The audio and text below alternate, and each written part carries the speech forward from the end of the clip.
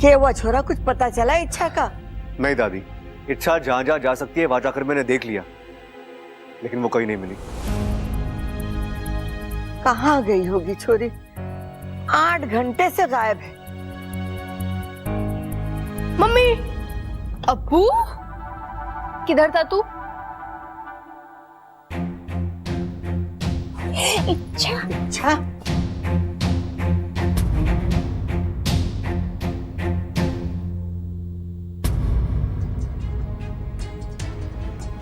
इच्छा, आज तो तेरे कान खींचने का मन हो रहा है हमारा। यहाँ हम तेरी शादी रचाए बैठे और तू बिना बताए गायब हो गई। कहाँ गई थी? मैं बताता हूं।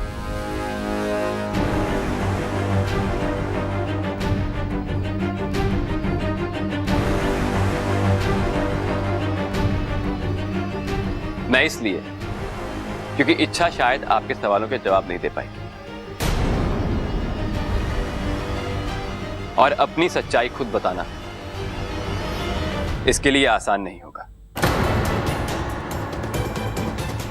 सच्चाई? कैसी सच्चाई?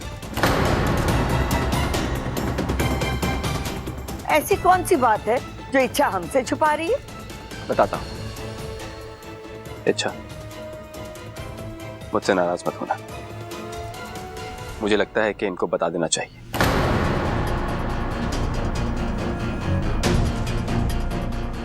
इनको धक्का लगेगा, लेकिन ये खुद को संभाल भी लेंगे।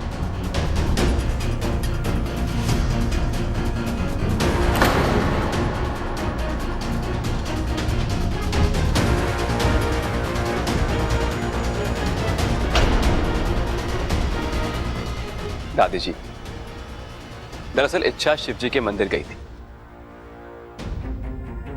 और हर बार की तरह मैं उसके पीछे पीछे गया था। मैं ये नहीं जानता कि शिव जी ने उसकी प्रार्थना सुनी या नहीं, लेकिन उसकी प्रार्थना ने मेरी सोच बदल दी। दादी जी, शादी दो अनुरूप लोगों के बीच में होनी चाहिए। जोड़ी ऐसी हो कि लोग भी देख के कहें कि एक दूसरे के लिए बने।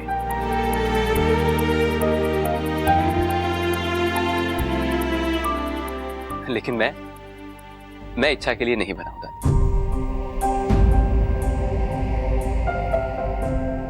दादी।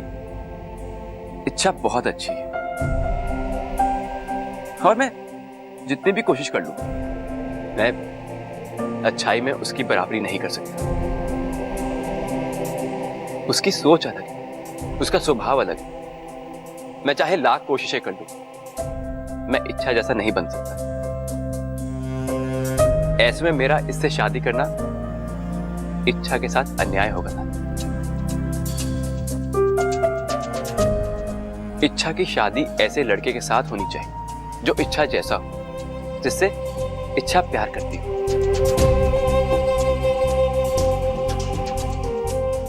लेकिन वो लड़का मैं नहीं।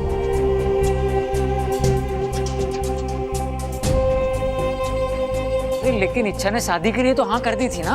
हाँ, लेकिन इसने ये आपका और मेरा दिल रखने के लिए किया था।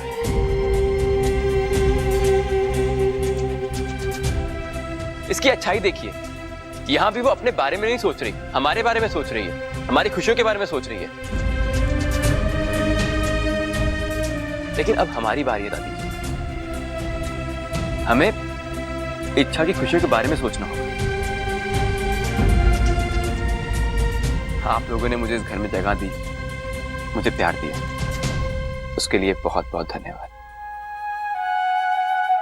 छोरी, तुझे ये सब मंजूर है? जी दादी, मंजूर है।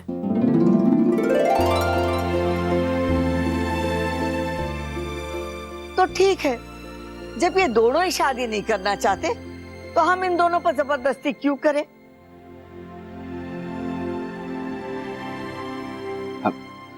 अच्छा, मैं चलता हूं।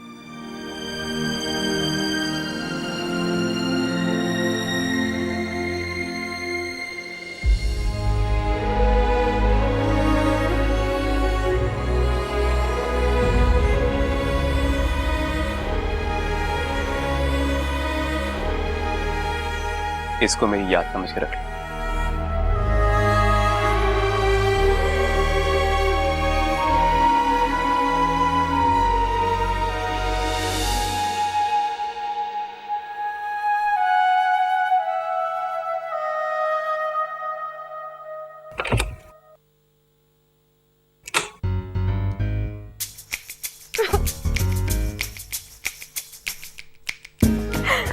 हे नागुमिदेश, मैं आपकी बहुत लाडली हूँ ना।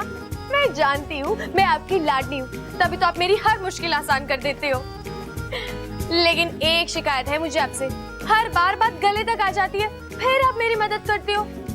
ऐसा क्यों? अगली बार थोड़ा सा जल्दी आ जाना, ठीक है? जी आइए।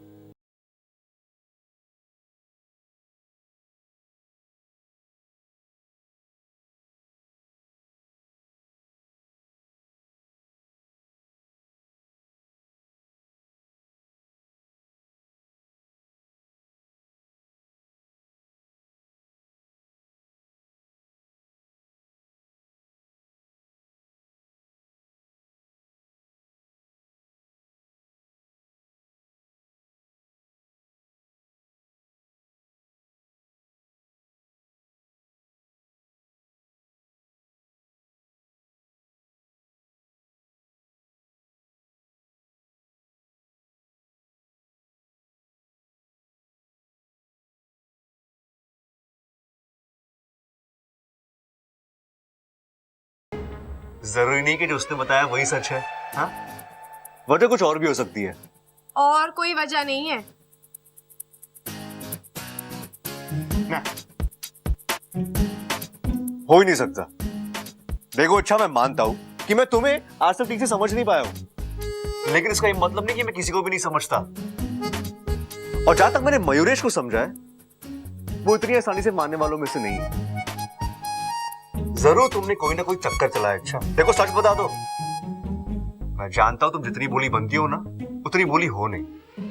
आपको भरोसा करना है तो कीजिए, नहीं करना तो। सच्चाई चाहे जो भी हो, लेकिन तुमने मयूरे से पीछा छुड़ाकर अच्छा ही किया। अच्छा, मुझे यकीन हो गया कि तुम सिर्फ मेरे लिए बने हो, और सिर्फ मुझसे प्यार करती हो।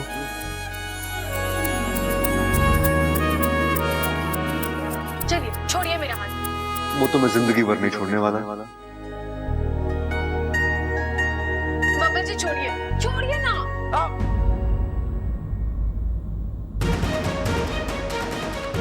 इच्छा, तुम्हारा नाखून कितना तेज है, लगता है मेरी नस कट गई। दिखाइए बाबा जी। बाबा जी खून आ रहा है, हमें डॉक्टर के पास चलना चाहिए। चलिए आप। तुम्हें बड़ी चिंता हो रही है? क्यों? किस लिए? तुम मुझसे प्यार तो नहीं करती ना? तो इतनी परेशान क्यों हो रही हो? क्या हो गया? नस कट गई ना, कटने दो। अरे खून बह रहा है, बहने तो क्या हो जाएगा, मर जाऊंगा, मरने दो यार।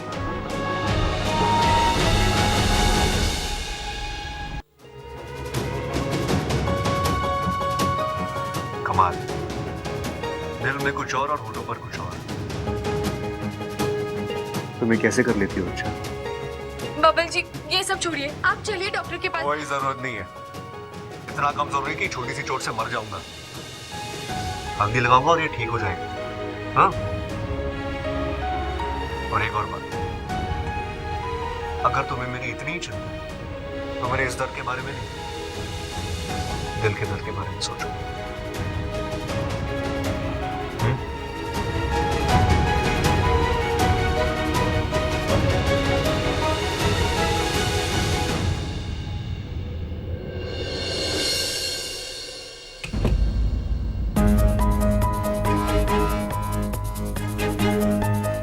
क्या हुआ इच्छा, परेशान लग रही हो? वाकू, मेरे नाखून से बब्बल जी के हाथ की नस कट गई। क्या बात कर रही हो इच्छा? नाखून लगने का मतलब समझती हो? अब बब्बल के सारे शरीर में तुम्हारा जहर फैल जाएगा। मैं समझ रही हूँ वाकू, लेकिन अब मैं। समझ रही हो तो यहाँ खड़े खड़े क्या कर रही हो? चलो बब्बल को ढूंढते हैं, हमें तुरंत उसके शरीर से जहर निकालना होगा, वरना उसकी जान भी जा सकती है। वाकू चलो। रुको, हमें नाग बनना होगा। क्यों? हम नाग बनकर बब्बल के पीछे जाएंगे और जैसे उस पर जहर का असर होगा वो पहली झपकी लेगा और तुम तुरंत आगे बढ़कर उसका जहर खींच लेना। ठीक है, चलो जल्दी।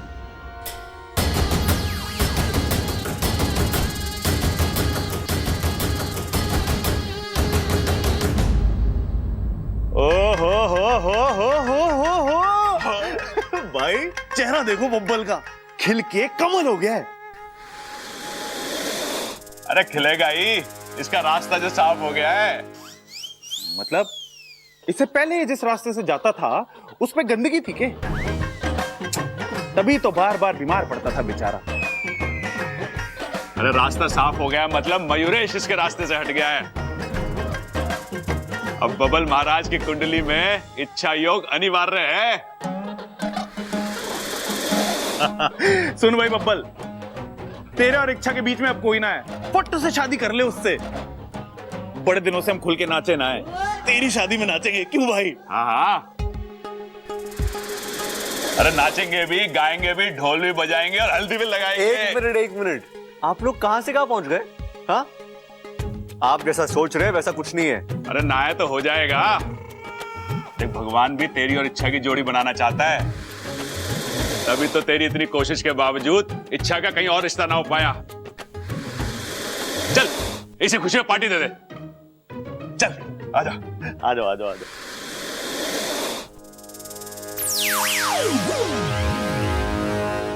अब तक तो बब्बल जी पर जहर का असर शुरू हो जाना चाहिए था वाकू, लेकिन बब्बल जी तो एकदम स्वस्थ लग रहे हैं। मतलब उन पर जहर का असर हुआ ही नहीं है।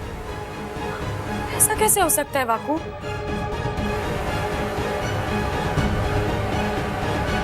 अरे हाँ, घर के सभी लोगों पर तो नाग सुरक्षा कवच है, शायद इसी वजह से। नहीं वाकू, सुरक्षा कवच तो डंक से बचाता है। यहाँ जहर नस से होता हुआ सीधा शरीर में पहुंचा है, असर तो होना ही चाहिए। तब तो एक ही संभावना है। क्या? शायद अब तुम्हारे शरीर में जहर रहा ही नहीं है। वाकू क्या फालतू की बकवास कर रहा है? मेरा जहर वो कैसे खत्म हो सकता है? आजमाकर देखने में क्या बुराई है। एक काम करते हैं, तुम इस पौधे पर फुफकारो। अगर तुम्हारी फुफकार से ये पौधा मुरझा जाता है, इसका मतलब तुम में अब भी जहर बचा है, नहीं तो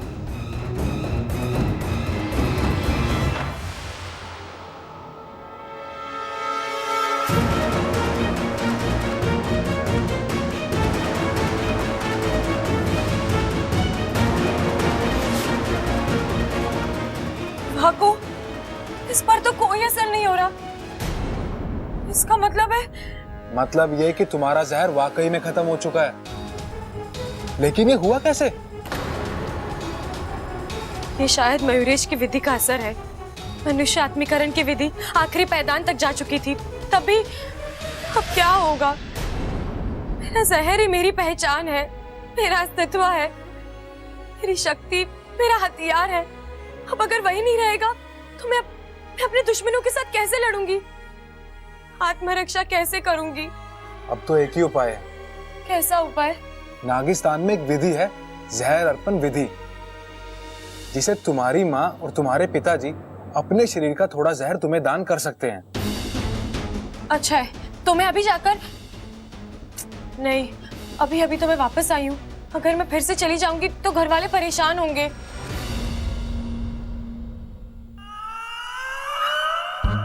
वाकू क्या? नहीं, मैं दोबारा इच्छा नहीं बनूंगा। वाकू आखिरी बार। इच्छा मुझसे नहीं होगा। मैं पिछले कुछ दिनों से बार बार इच्छा बन रहा हूँ। अब तो जज्बात भी लड़कियों वाले आने लगे हैं। हाँ तो अच्छा है ना, हम दोनों एक दूसरे की बातें और अच्छे से समझेंगे। अरे मेरी शादी का क्या, लड़का हूँ, लड़कियों वाले जज्बातों के साथ कैसे?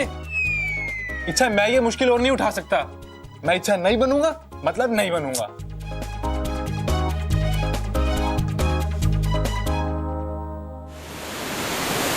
इच्छा, मैंने कहा था ना तुझसे, तू बस अपनी लड़ाई जारी रख। हार और जीत नागोमी देव के ऊपर छोड़ दे। देख, आज एक बार फिर तेरी अच्छाई की जीत हुई। और जीत भी ऐसी जो सबको कुछ ना कुछ वापस देकर गई। इच्छा, तेरी वजह से एक माँ बाप को अपना बेटा वापस मिला। ये माँ बाप के लिए इससे बड़ी खुशी की बात और क्या हो सकती है। हमें गर्व है कि तू हमारी सपोली है। अच्छा क्या हुआ, तू खुश नहीं है? खुश हूँ माँ, लेकिन लड़ाई जीती जाए या हारी जाए, लड़ाई तो लड़ाई होती है ना। वो हमसे अपना कुछ ना कुछ छीन ही लेती है। मतलब?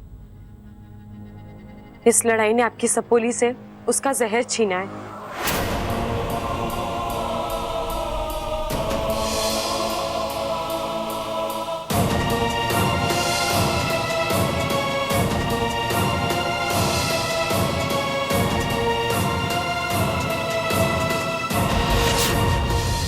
एक नागिन के लिए उसका जहर उतना ही मायने रखता है जितनी की उसकी सांस।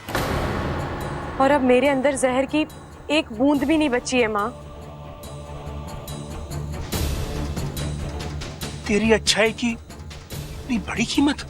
पिताजी, अब जो हुआ सो हुआ, इसके लिए रोने से कोई फायदा नहीं है। अब हमें जल्द से जल्द इसका उपाय करना है, इसलिए मैं यहाँ आई हूँ। माँ, बाकू बता रहा था नागिस्तान में कोई जहर अर्पण विधि है जिसके अंतर्गत आप दोनों अपने शरीर से मुझे कुछ जहर दान कर सकते हो। अगर हम ये विधि कर ले तो। क्या हुआ माँ, आप दोनों कुछ बोल क्यों नहीं रहे? सीधी सादी सी विधि है, हम ये बात। विधि की नहीं है इच्छा, समस्या कुछ और है। क्या? इच्छा, अभी फागुन का महीना है और नागिस्तान के नियमों के मुताबिक इस महीने कोई भी नाग किसी दूसरे नाग को जहर दान नहीं कर सकता। माँ बाप तक अपने बच्चों को जहर दान नहीं कर सकते। हमें अगर ये विधि करनी भी है तो अगले महीने कर सकते हैं, अभी नहीं। अच्छा चलो ठीक है, एक ही महीने की तो बात है, वो तो यूं निकल जाएगा। और जैसे ही फागुन खत्म होता है मैं नागिस्तान आ जाऊंगी और फिर हम ये विधि करा लेंगे। ठीक है ना माँ? हाँ। चाचा जी, चाची जी प्रणाम। अरे गिली, कैसी हो तुम? मैं अच्छी हूँ। अरे इच्छा, तू कब आई इंसान लोग से? कैसी है तू? मैं एकदम मस्त हूँ। तू सुना, माँ बता रही थी कुछ दिन पहले तू कांटों वाले गड्ढे में गिर गई थी, काफी घाव भी लगे थे। मरते मरते बची हूँ मैं। ये तो बस नागुमीत देव की कृपा है जो तेरे सामने सही सलामत खड़ी हूँ मैं। अच्छा बेटे, यहाँ कैसे आना हुआ? आज मैं आप सबको आमंत्रित करने आई हूँ। वो मेरे साथ गड्ढे वाला हादसा हो गया था ना, उसमें मेरा सारा जहर बह गया और आज मेरे माँ और पिताजी मुझे जहर दान कर रहे हैं। तो बस जहर अर्पण विधि के लिए मैं आप सबको न्योता देने आई हूँ।